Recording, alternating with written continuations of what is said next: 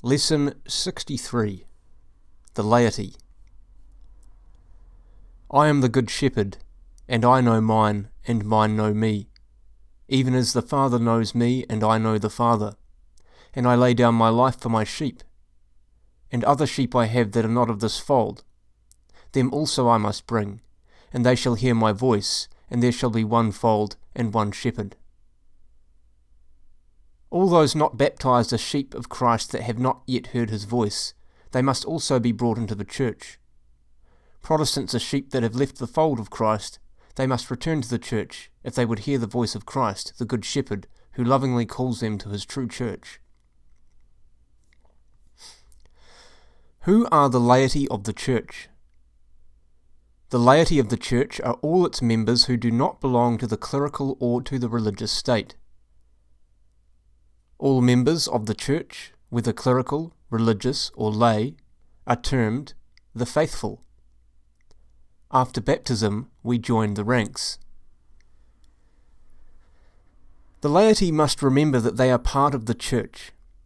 They must understand that when anyone speaks of the church, they are included, as we include the heart and mind of a man with his soul when we speak of him. The church is you and I. The clerical state includes all priests and aspirants to the priesthood who have received tonsure. Students of seminaries are aspirants to the priesthood. Tonsure is the rite by which a layman is initiated into the clerical state. The bishop, or any delegated prelate, cuts the candidate's hair in some prescribed form and invests him with a surplice. The religious state includes men and women who embrace a community life and make the vows of poverty, chastity, obedience. Aspirants, postulants, and novices are preparing to embrace the religious state. Do Catholic sinners continue to belong to the Church? Yes.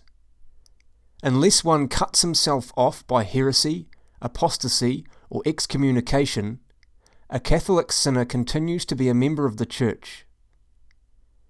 Those in mortal sin remain united by faith and hope, but not by charity. Indeed, the Church is the Church of saints, but the greatest part of its activities has to be for sinners. Perhaps we may say, without fear of contradiction, that most of the members of the Church are sinners. We all fall away from the ideal at some time or other. Then the Church calls to bring us back. Until we attain heavenly bliss, there will always be the darkness of sin, the pain of evil. Christ himself spoke of bad fish with the good, of cockle among the wheat. God gave Catholics the grace of their holy religion, but he also gave them their free will, and they are free to choose whether to act in accordance with his commands and counsels, or whether to practice only a part, or whether to violate those commands. There is a wide gap between belief and practice.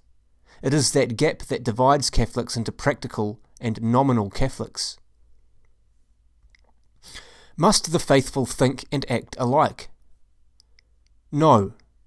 The faithful must believe in all the doctrines entrusted by Christ to his Church, and act in accordance with those doctrines, but these pertain to the field of faith and morals, not to other matters. Therefore, there is no question about thinking and acting alike among the nearly 550 million Catholics in the world. Each Catholic is an individual. He must believe that Jesus Christ is God. But with one of his Catholic friends he may differ concerning the best political party to join, except Marxist parties. He must not deny his church, but he may argue with the parish priest about who should be one's favourite saints. The church is for no particular class, whether millionaires or labourers, scientists or children. The church is classless, and for all classes, for all men. These cannot all act and think in one uniform pattern. The different classes among Catholics arise from causes apart from the Church, such as racial, cultural and social causes. But anywhere and everywhere one can be a good Catholic. Good Catholics believe alike in this, that they are members of a divinely established church, the well-being of which it is their duty to further, by striving to attain the perfection indicated by Christ. The Church presents us with the ideal, and provides the means to reach that ideal, inviting and urging us, feeding and shepherding the flock. But the Church does not guarantee salvation for all the faithful, because among its doctrines the freedom of the will is as fundamental as the divine authority of the Church. How can the laity help the Church in the care of souls? The laity can help the Church in the care of souls by leading lives that will reflect credit on the Church, and by cooperating with their bishops and priests, especially through Catholic action. Even so, let your light shine before men, in order that they may see your good works and give glory to your Father in heaven. A good Catholic makes serious efforts to save his soul. He keeps the commandments of God and the Church. He receives the sacraments. He strives for Christian perfection according to his state of life. Therefore, he must know his religion. He must not be ignorant of Christian doctrine, for by it he learns how to save his soul. By it he learns what to believe and what to do. A good Catholic obeys his ecclesiastical superiors in spiritual matters, and gives them due respect. He sees in his lawful superiors Christ's representatives on earth. He is loyal to the Church in word and deed. He does not make derogatory remarks about it.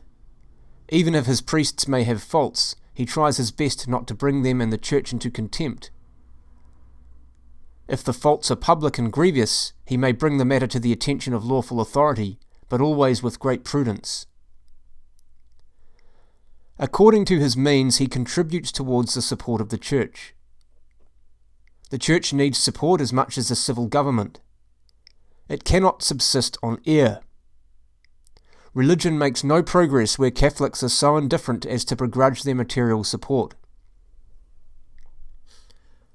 A good Catholic has before him a wide scope of activity if he wishes to participate in the work of the Church. There are no barriers between man and God. Should a Catholic be moved by a spirit of reform, he need not cut himself off from the Church by seeking to institute such reforms. He busies himself within the fold of the Church, taking active steps to attain the reform he desires. For always there is need of reform in practices and current conditions, though never in fundamental doctrine.